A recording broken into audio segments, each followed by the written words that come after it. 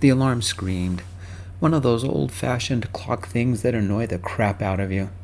I reached up, blindly felt for the off button, and knocked it onto the floor. Still ringing. "Turn that off before you wake the kids," my uncle yelled from the other room. I climbed out from under the warm comforter, the floor chill under my bare feet, and the air cold on my skin. The old alarm clock read 5:30. I clicked the button, silencing the scream, and put the clock back on the bed table. The sky from the window was an unfamiliar gray, the clouds stiff in the morning air. Early June in Vineyard Haven, and it felt cold enough to wear a jacket. Last night's rain had cleansed the air pure as crystal, and it let me look far into the gray ocean's horizon. The world would heat up soon enough. My first day on the job. My first day on Martha's Vineyard. My uncle ran Vineyard Poolside Cleaning and Maintenance, one of the professional pool repair and maintenance shops on the island. My uncle lives in Vineyard Haven, the main port for deliveries. It's the place where the rich like to play. And many places have heated swimming pools. Softly, as if afraid of being heard, my uncle said, "You know I don't approve. They should have locked him up." A shuffling of pans, the clatter of dishes. Then my uncle added, "Our Timothy is 8, the same age as that child. Did you think about that?" "I know," my aunt, equally as quiet, replied. "But he's family, Frank. Everybody deserves a second chance. Promise me you'll give him one." A moment of quiet stillness. Then my uncle said, "For you, Margarita, and only because I love you, you owe me." His voice became soft and flirty, and I couldn't hear any more. They knew what had happened. Everybody did. Could I blame my uncle for the way he felt, when I felt the same way too? I dressed and stumbled downstairs in the dark. My uncle, Frank Delmar, was already up, dressed in a blue shirt with the company name on the back, Vineyard Poolside. I wore an identical one. My Aunt Margaret, but everybody called her Marge, was brewing a large pot of coffee, 2 empty thermoses beside her waiting to be filled.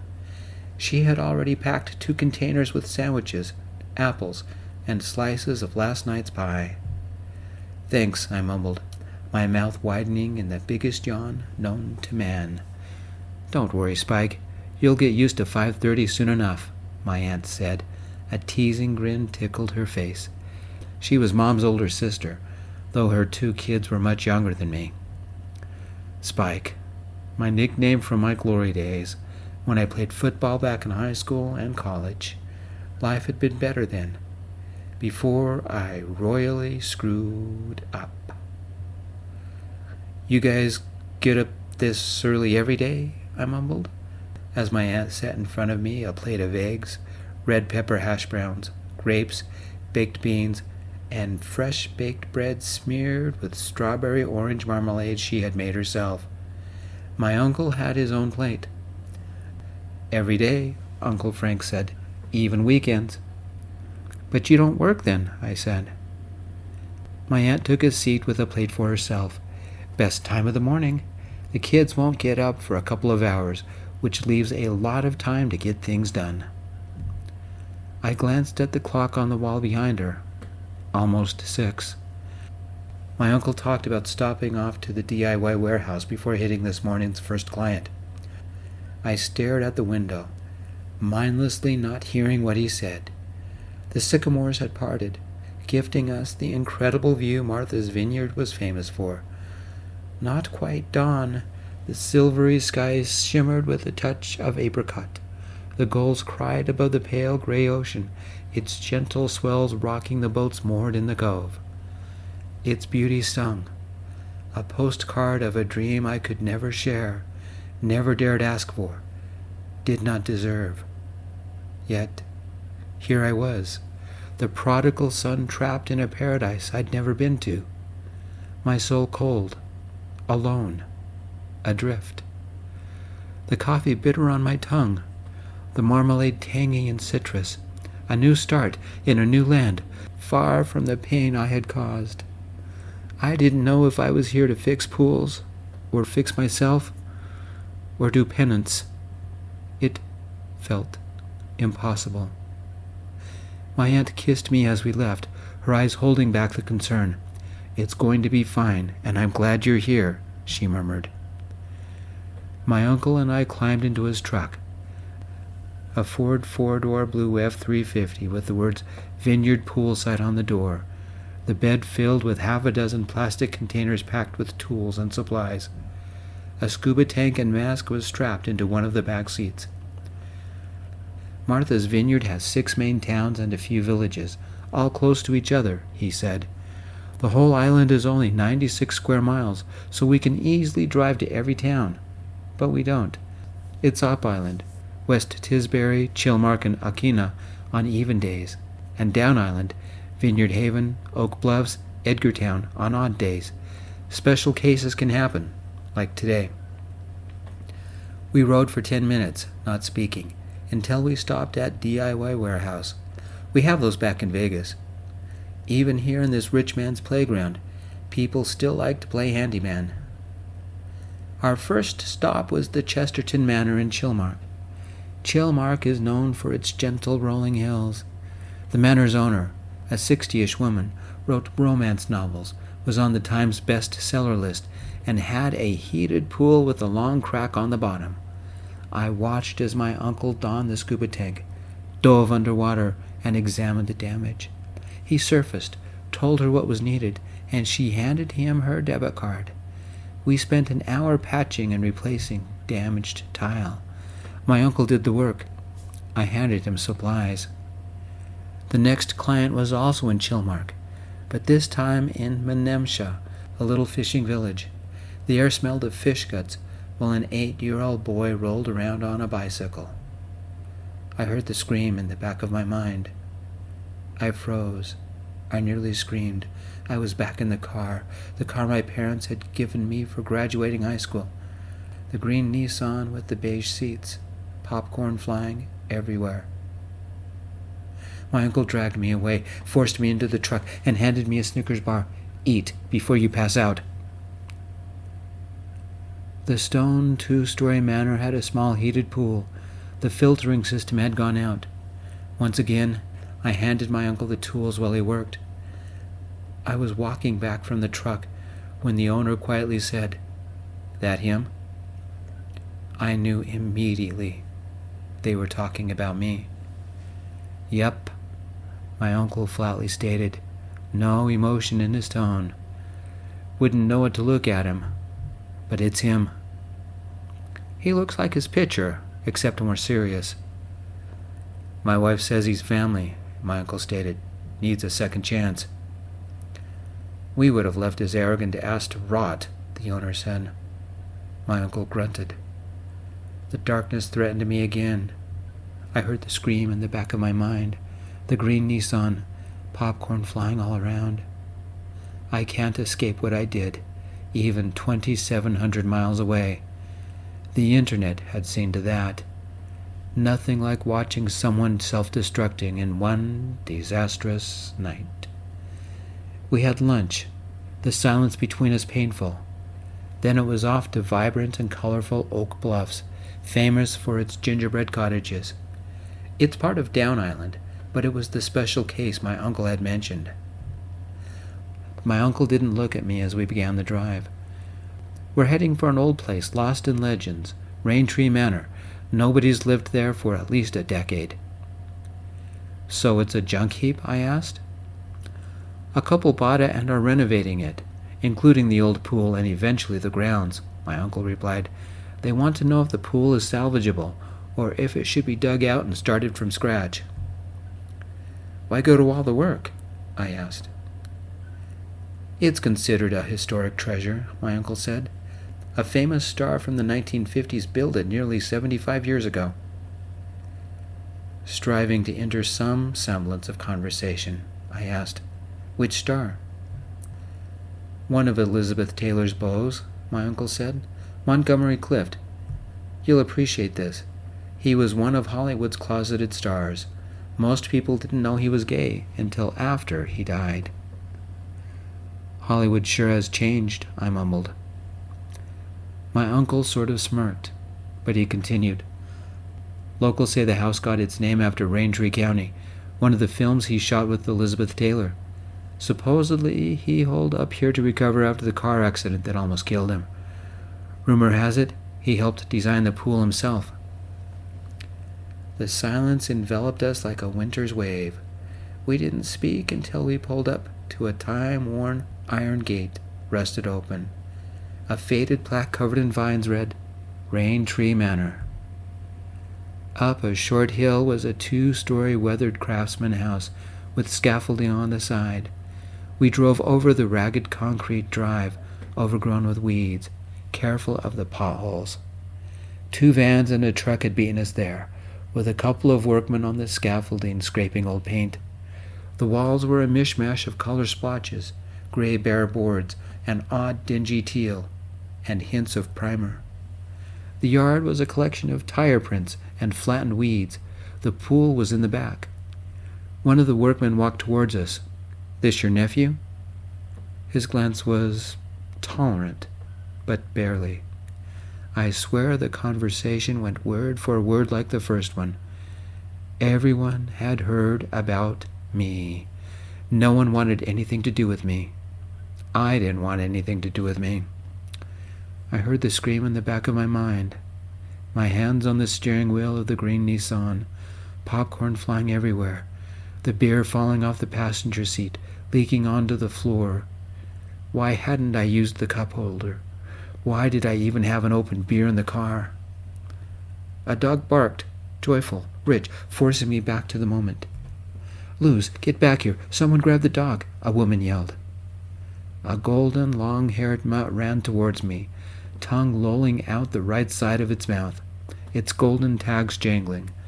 A long black leash attached to its harness trailed behind it. Its paws squelched in the mud as it sprinted for escape, its fur wet as if it had run through the sprinklers. My uncle was too far away, speaking with a man in a hard hat and a younger man dressed in clothes smeared with paint splatters. The air smelled of wet dirt and fried ham and wet dog. I looked at the dog running toward me, and I froze. I saw the bike. I heard the scream. My hands gripped the wheel of the green Nissan. Grab the dog! This time a guy yelled, closer, louder, shaking me from my coma. The dog ran past me, inches away, the water sprinkling from its fur, its front leg in a cast. I stepped on its leash, missing completely. I dove into the soggy mud and gently tackled the dog, its fur slick under my fingers. The animal squirmed and shook, spraying me with water. I rolled, my body remembering the football days, my back sliding on the ground, protecting the dog. Its snout pressed against my nose, the pungent smell of soaked, muddy dog strong in my face. It slurped me, its tongue warm, its breath hot. And it squirmed, yipping in my arms. Got it, I yelled, sitting up, holding the golden mutt tight. It must weigh about 25 pounds, had the softest brown eyes, breath that smelled of dog chow, and had as much mud on its body as I now had on mine. We were both filthy. I'd be lucky if my uncle let me ride in the back of his truck. I levered myself to my feet, still holding the dog, clothes dripping, hair matted with mud, skin plastered slick. My uncle laughed. The contractor standing with him said, I'm glad he's in your truck. Luz, you aren't ready for freedom. It was a man's voice, a hint of playfulness about his tone. Subconsciously, I tried to neaten my hair. I knew it was hopeless, but I tried. Her name's Luz, the man said. He looked about 5 years older than me, a touch shorter, with an oil-stained white tank top clinging to his frame and gray shorts smudged with paint. Plaster dust clung to his hair and shoulders like a second skid. A low-slung tool belt hugged his waist, and a brace wrapped around his left knee. The name means light in Spanish. I rescued her from a shelter in Falmouth. Full-blooded mutt, Vet thinks she's about 3. Border collie and Jack Russell mix. A border jack. Love at first sight. My brother sees it as a mission from God to rescue every abandoned mutt and find them a home, the woman said, a teasing smile breaking through the plaster dust on her cheeks. She walked over with a casual air. Remember that one, Buzzsaw? We couldn't decide if it was a pit bull that looked like a chihuahua or a giant chihuahua with a pit bull stubborn streak. We found him a home, the guy said. Name's Gideon. This is my sister Celia, and her long-term partner, Jonas, is talking to your uncle. You're Spike, right? Played football back in high school. And first year in college? My uncle must have told this side of the continent all about me. I endured this sinking feeling in my chest and sort of nodded. I heard the scream in the back of my mind, popcorn flying everywhere, the ugly squeal of brakes desperately gripping the road. Celia gave Gideon a sidelong glance, closing her mouth tightly. Yep, they knew. We made a cursory inspection of the pool and the outdated filtering mechanism. My uncle made some notes and, frowning, said, It's salvageable, but you'll need a new filtering system. I need to order some parts and check some catalogs to see if we can match the original tile. We'll need a bunch of stuff, but I think we can bring the old girl back to life. We'll be back as soon as everything comes in. The parts and the new filtering system didn't come in for a week. Our next trip out to Raintree Manor, the sun was shining and it promised to be hot, at least for this part of the country. The house looked gutted, the windows removed, waiting for new double-paned glass, the front wall in the process of being rebuilt, and a large pile of rubble towered next to the drive. Gideon opened the door, and his dog ran out, barking. Luz reached me the second I climbed out of the truck, leaping into my arms as if expecting me to catch her. I tumbled over, into the mud, once again as muddy as the dog. Somebody was happy to see me. The dog settled down in my arms. I held Luz tight, clutching her as if my life depended on it. Could I ever get away from my past? Unlike everyone I knew since the worst day of my life, Luz didn't judge me. I buried my face in her wet, muddy fur. She wiggled free, gave one last happy slurp as Gideon took her from my arms. I think she's found her new owner, Gideon teased.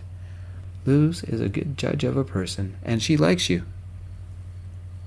I'm not a romantic, but I missed holding her. What's her story? She'd been hit by a car, Gideon said, setting her gently on the ground while looping the leash around his hand. The family didn't want to pay for her medical bills, so I brought her home. She sleeps with me every night. Hit by a car? I echoed. Voice barely a breath. The scream uncoiled from the back of my mind. My hands clenched around the steering wheel of the green Nissan.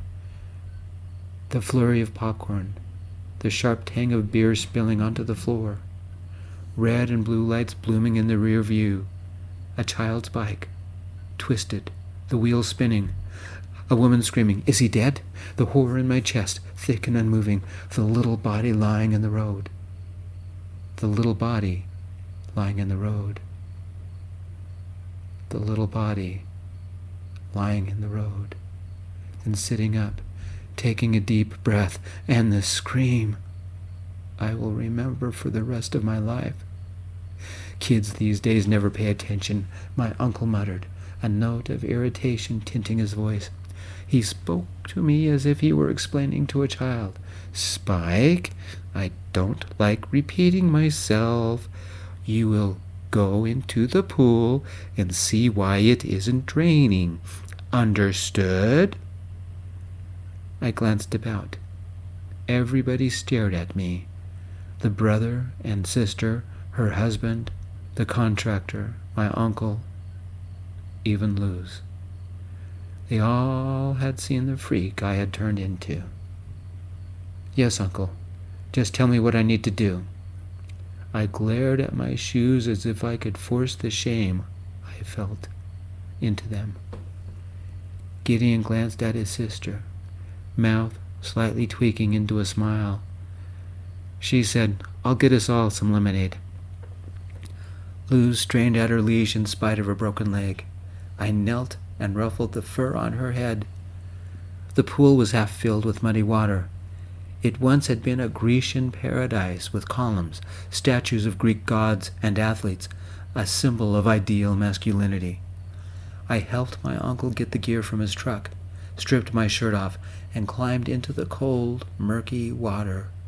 It oozed up around my waist, slimy and sour-smelling, every movement stirring up decades of grime. "The drain should be at the bottom of the deep end," my uncle said, walking to the far side of the pool, kneeling and looking into the murk. He pointed, "Right about there." Holding my breath, I dove into the waist-deep water. Cold, slimy, I kept my eyes closed, feeling along the bottom. An old doll, a dinosaur, a tire. I surfaced, reoriented myself, and dove. This time I found it, about 3 feet from the wall. I felt the hole for the drain. No plug. What kept the water from draining? I surfaced, took another breath, and dove. This time I put my hand in the drain, reaching as far as I could stretch. Something blocked my reach. It was curved. A ball? It had a small triangle projection. I surfaced for a breath.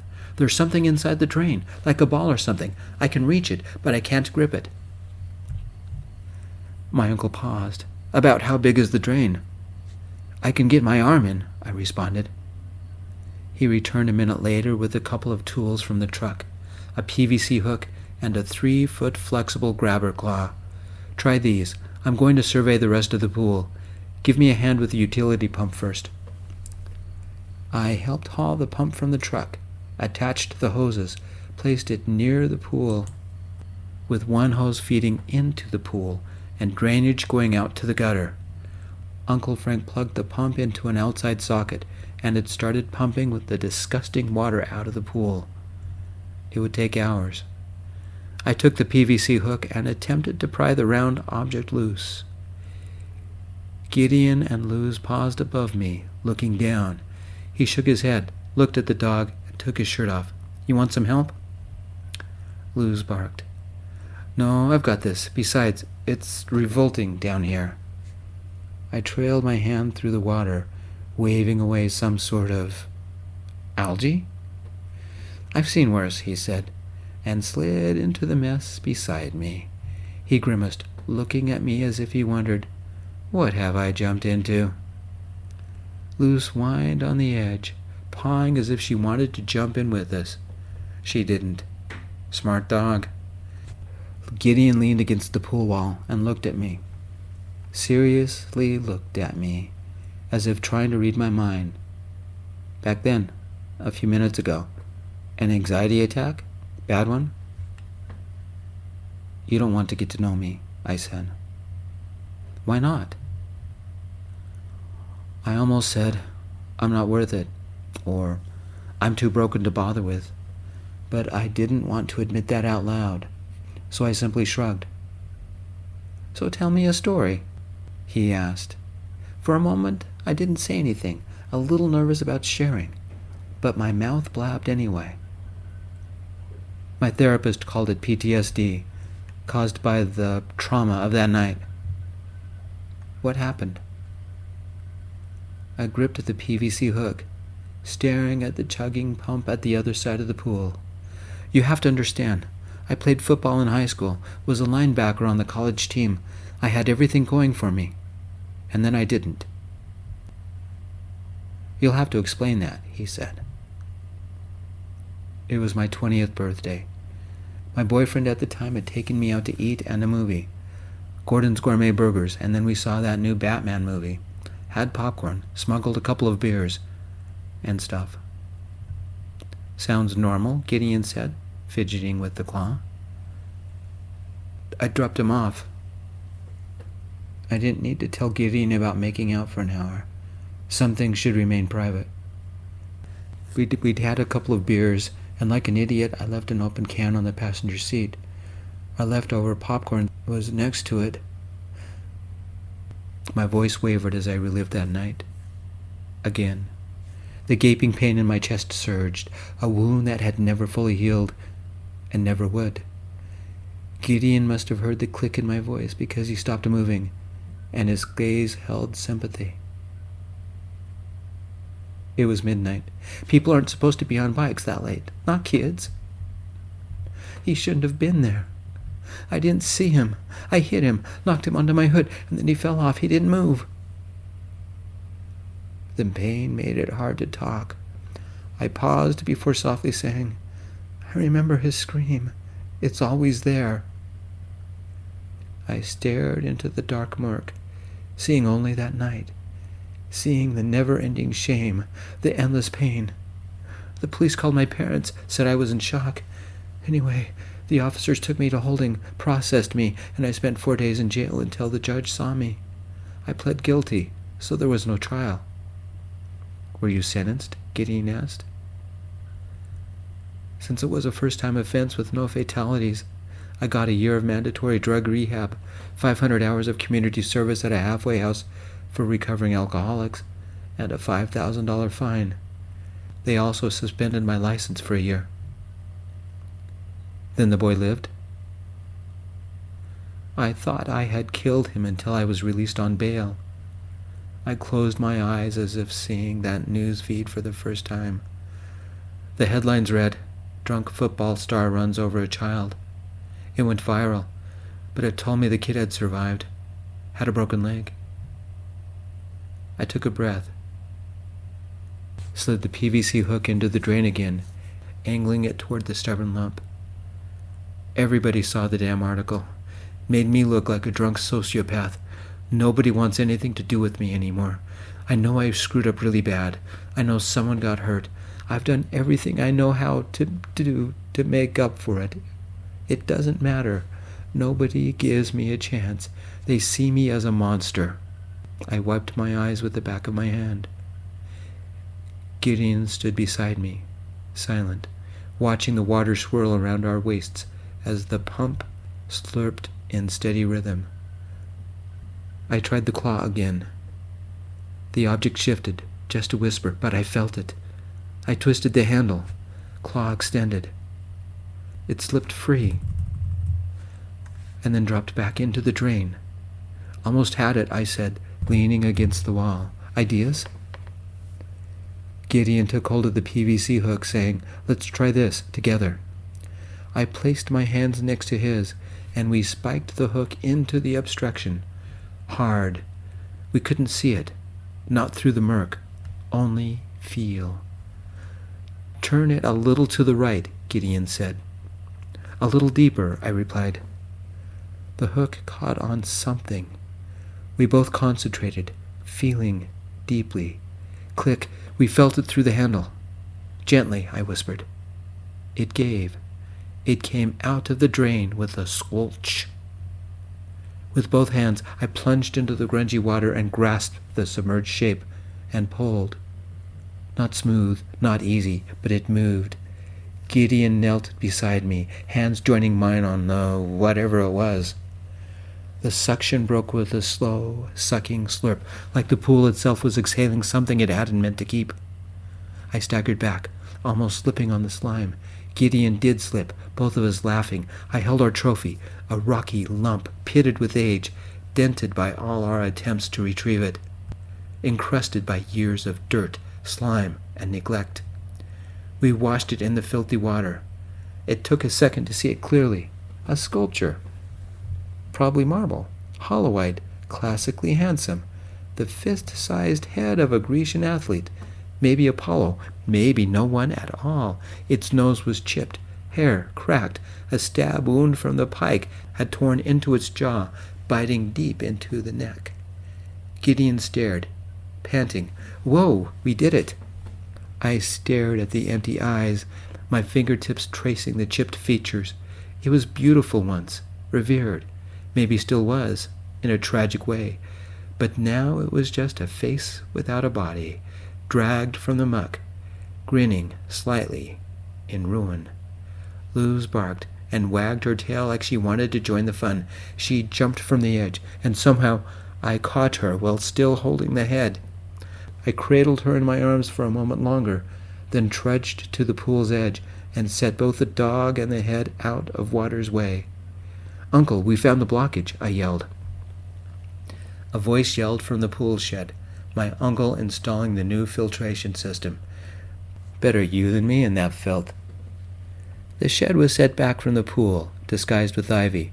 My uncle stepped out and stretched. He glanced at me, shaking his head and muttering, "Take your nephew in, they say. He won't be any trouble, they say. He won't bother you much, they say." Then he looked directly at me. "Does it hurt? Is it cracking?" "Something wrong?" Gideon asked. "Huh? I'm not following," I replied. My uncle scratched his head and stared at me. "Your face," he teased. "You've been living with us for 10 days, and I've never seen you smile. Until now." That night, I sat on the porch in Aunt Marge's house, looking at the sky, a plate with several slices of toast dripping with strawberry orange marmalade resting on a table nearby. The statue head, now cleaned up, lay next to my snack. I couldn't say why the ruined piece was important, but it was. Its little eyes were clear, staring at the marmalade toast, the long gash from the PVC hook, a jagged scar from chin to ear. Odd scrapes covered the scalp, evidence of all our attempts with the claw. I remembered the coldness of the dirty water, the sound of cars rumbling on the nearby streets, the gentle lap of the water around us, the warm feel of Gideon's strong hands on mine, adding his strength as we pulled the head out of the putrid muck. He had dove in alongside me, worked with me, listened as I told about the worst night of my life, laughed as my uncle hosed the filth off Gideon, Luz, and me so I could ride in the back of his truck. Just before we left, Gideon approached, his voice low. "I have a feeling it's been a long time since you had one of these." He motioned to my smile. What he did next shocked me. The last time someone hugged me had been before the accident. Just a casual, friendly hug. Brief, awkward, but heartfelt. Luz gave us one last shower, shaking out her fur as Uncle Frank and I drove away in his F-350. I rode in the back. For the first time in hours, I didn't hear the kid scream in the back of my mind. Didn't see popcorn.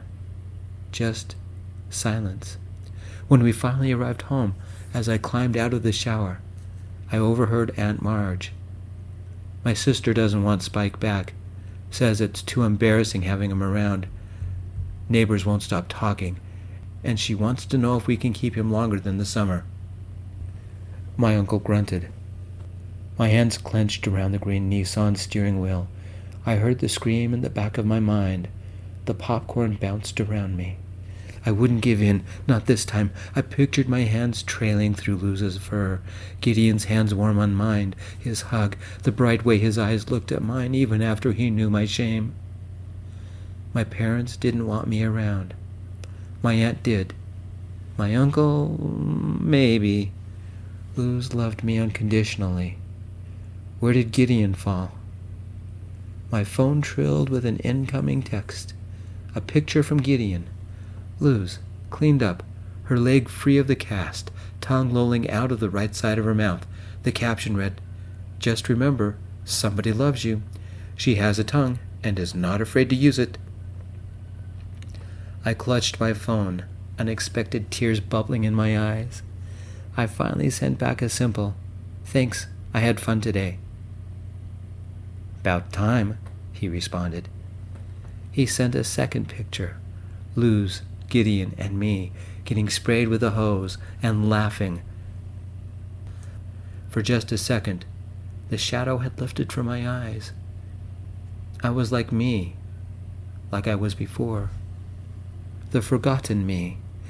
I inhaled, feeling the melancholy settle in my soul. The old me didn't exist anymore.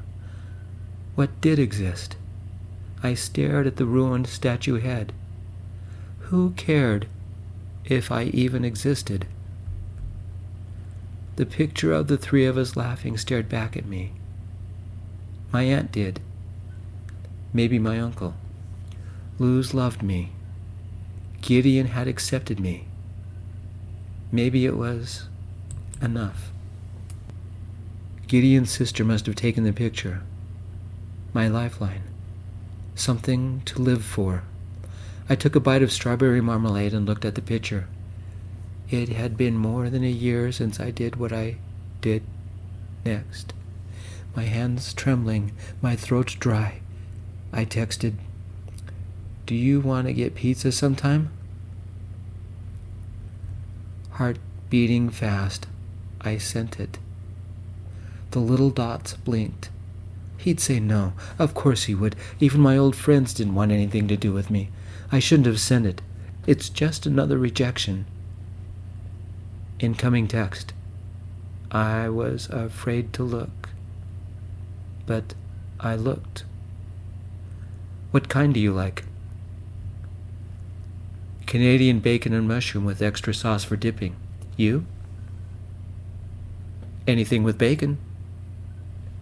I inhaled and sent, "Doing anything Friday night?" It felt like an eternity before he responded. "How about right now? Send me your address and we'll be right over." We, he responded. Of course I was smiling like an alien from the planet Grinned Too Much. Of course I found my aunt and uncle and told them that Gideon was coming over. Of course I asked them if I looked all right, if I should change clothes, wear cologne, make garlic toast, was my breath all right, did I have mud on my face? Of course Uncle Frank rolled his eyes. Aunt Marge shooed me out of the kitchen, and my cousins chanted, "Spike has a date, Spike has a date." A silver Toyota Camry parked in front of the house. My uncle looked out the window and, like something straight out of a horror movie, said, "He's here." The air shimmered with the scent of Aunt Marge's chocolate chip cookies. A plane drifted overhead. Sunlight scattered across the water. My soul danced. "Get outside, now."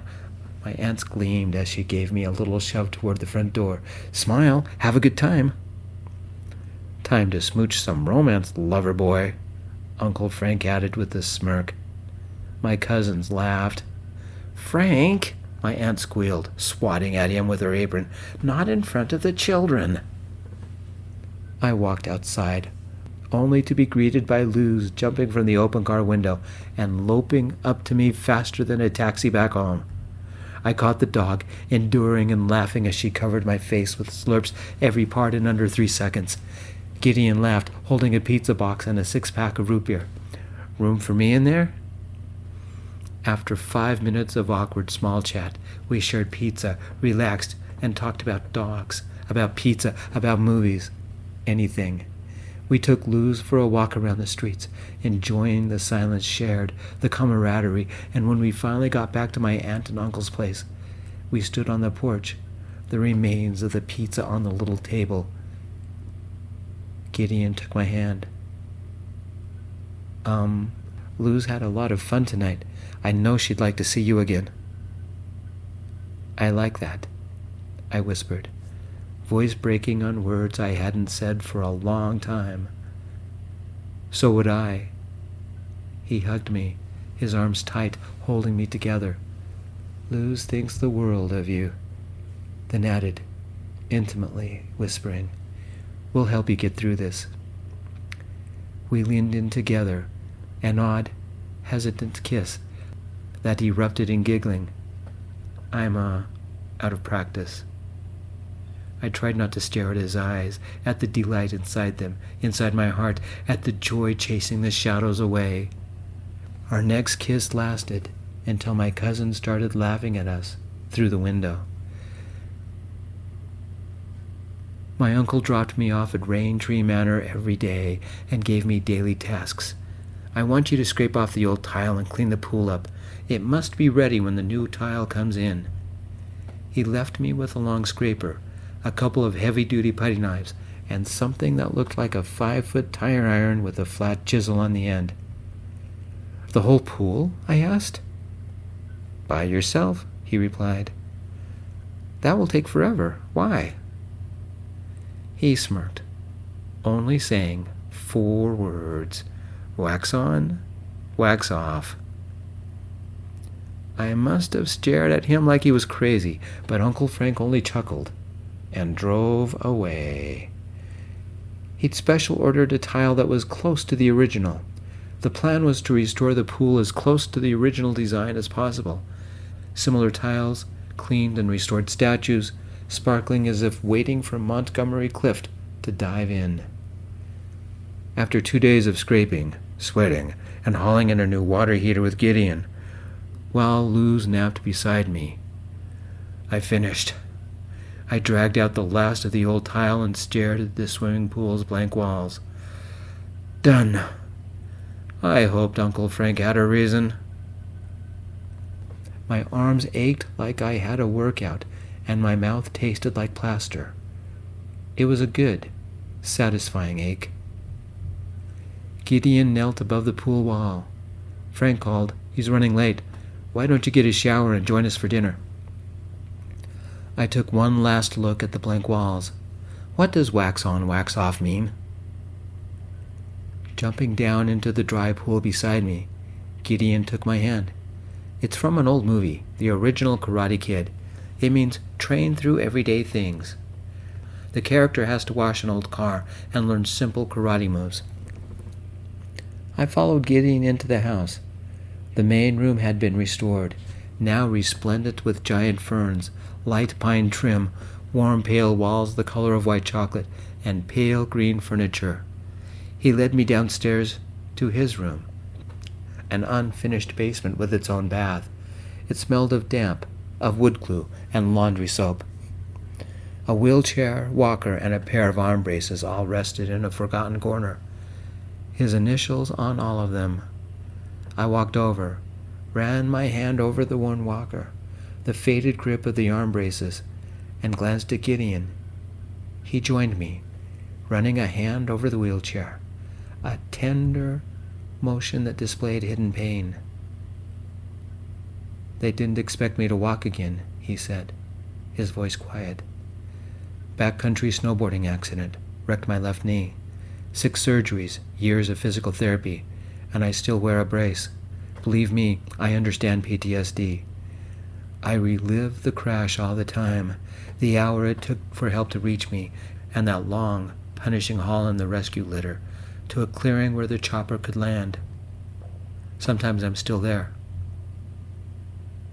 "I'm sorry," I said, finding his hand and holding it. "I lived in a nursing home for nearly 9 months. I had a great team who wouldn't give up on me." "Is that why you're helping me?" I asked. When he looked at me, the pain was scribbled in his eyes. "God helped me recover. I'm walking again, and the only way I can really say thank you is by trying to help. Dogs, people, old houses, it'll never be enough, but I'm trying. So many people helped me, prayed for me, sent me positive energy, and they'll never understand how grateful I am to be here, alive, today." He sat on the bed beside me, and, with gentle care, shyly removed the brace, revealing his scars. I touched one, softly, gently. He wore his scars on the outside. I wore mine on the inside. I attempted to smile. His hand brushed the side of my face. The moment became intimate, personal, beautiful. Blushing, Gideon bit his lip before letting me go. He stood, crossed the room, and pulled a t-shirt and a pair of shorts from the closet. "We're pretty close in size. I think these will fit." I took hold of his hand, heart beating with a hyper rhythm, and softly asked, "Could you help me, I couldn't finish. My eyes teared up. What I needed was impossible. "Name it," he said. I leaned in, about to kiss him, and haltingly whispered, I need help reaching my back. My arm's sore." "I'm an idiot." I stared at my feet, the heat rushing to my cheeks. He lightly stroked my cheek, whispering, "I need help too." We kissed and escorted each other to the shower. Epilogue. I was over at the Raintree Manor daily, even Sundays, for the next 2 weeks. Most people don't realize just how many hundreds of thousands of tiles it takes to finish a swimming pool. My uncle required me to do it all, often stopping by to check on my work. Gideon called me to help him several times, holding plasterboard, pulling wires, painting the kitchen, even tiling the backsplash below the kitchen cabinets. Compared to the swimming pool, it was easy. With no one watching me, I relaxed into the work. The piece became healing. It became a way to focus my thoughts. And on the third day, I realized I hadn't had an attack. 2 days to scrape the old tile off, fill any cracks, and clean it thoroughly. Another week to apply tiles. 3 days to grout. And finally, another couple of days to let it cure. About 2 weeks total. Every day I had been with Gideon and Luce was a slice of calm, of serenity. My uncle and I gave the pool an extra day to cure, then fastened a garden hose to the faucet and turned it on. Water trickled, then rushed, echoing softly across the tile like a secret being told. It would take more than a day to fill, but that first splash sounded like a promise. My uncle thought it would take 30 to 35 hours. We scheduled a barbecue pool party tomorrow night, giving us time to get the poolside all ready. Uncle Frank made some calculations for the chemicals we'd need. The remaining statues were cleaned up and polished, a classic Greek temple now in ruins. One statue was headless. The head sat in my room, on a desk, next to my unused laptop, a trophy to a shared triumph, next to a picture of Gideon, Luce, and me, both shirtless, muddy, and laughing. If you looked closely, you could barely make out the brace on Gideon's leg. Gideon was inside now, working on the walls for the master bedroom. Celia disappeared when the washing machine buzzed. 2 electricians, one inside, one outside, were coordinating work as they finished the last of the outdoor lights. An SUV pulled through the rusted gate, up the cracked concrete drive, and parked behind Gideon's silver Toyota Camry. A man, even older than my uncle, climbed out from the passenger side. Business casual with black slacks and a gray button-down shirt, large smartphone in hand. He glanced at the house, noting the empty spot where the rubble once was. The walls stood restored, painting in shades of beige with almond green trim. The windows were no longer holes, but filled with crystal double-pane glass. Though a little after noon, the exterior lights were on as the electricians tested their handiwork. Though not finished, Raintree Manor looked ready to live. A second man exited the SUV, this time the driver, a much younger man with a casual goatee and long, unkempt hair. He spent a moment removing a second case from the back seat. The side of the case had a sticker, "Property of Discovery Channel." He attached a mic to the man's shirt and said, "Sound check," then aimed his phone at the older man. The older man cleared his throat. "Testing, testing. This is Miles Carrington, host of Silver Shadows. We are here at the former home of Montgomery Clift in Martha's Vineyard, fabled star of the Silver Age and friend of Elizabeth Taylor. Raintree Manor was his sanctuary between movies, especially after his near death in a car accident back in May 1956, totaling his Chevrolet Bel Air. The older man saw me, pointing me out to the other. They walked to the side of the house, toward me, Luz lifting her head to sniff the air. She whined, timidly wagging her tail, and barked. Loud, rapid, running over to them. I ran, grabbed her leash, and picked her up. Don't mind Luz, she gets nervous around strangers. The man continued as if they would edit out the background. We're here at Raintree Manor about to talk to the new owners about how they brought the historic manor back to life. Celia ran out of the house, wiping her hands on an apron, followed by her husband and Gideon, both sweating and covered in plasterboard dust. Gideon walked over to me, his brace barely noticeable under his long shorts. Celia whispered to her husband, "I wasn't expecting them until next week." As the reporter turned to Celia and her husband, I sat on the side of the pool, setting Luz beside me. Gideon sat on her other side, our legs dangling in the empty swimming pool. We held hands atop her furry back. Raintree Manor wasn't finished, but it was healing.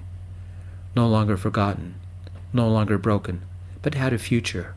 It might be years before it was whole once more, but I would be here. I'd found a family with Marge, Frank, and my cousins, and especially with Gideon. I looked at the tile, at the clean statues, at the restored beauty, and for the first time since the accident, I was at peace. And as Luz yawned between us, and the sun caught on the water trickling into the pool, I knew this was only the beginning of the life I was building, of the love I was finding, and of the man I was finally becoming. Hi friends, I'm Gio, the author and narrator of The Forgotten Me. Special thanks to Copilot for editing support, especially all those commas I never remember. Thanks so much for listening. You made it to the end, and that means the world. Thanks for helping through this last year, the hardest of my life. Your prayers and kindnesses made all the difference. Thank you, thank you, thank you. Until next time, peace, my friends. I love you all. And remember, even tile by tile, rebuilding is still building. See you next time.